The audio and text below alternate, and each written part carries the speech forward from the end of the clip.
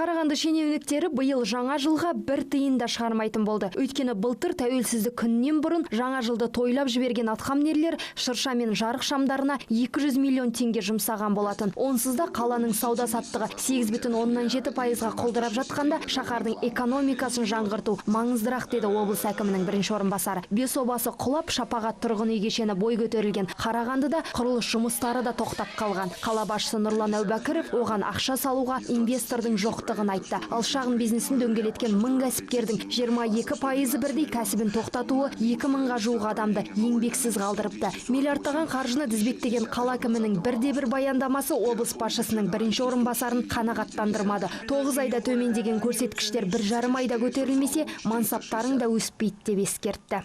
Сіз қала әкімі ретінде осы төмендеулерден соң Қарағандының экономикасы жаңғырып кетуіне сенесіз бе? 9 айда жасалмаған жұмыстар 1,5 айда аяқталады деп ойлайсыз ба?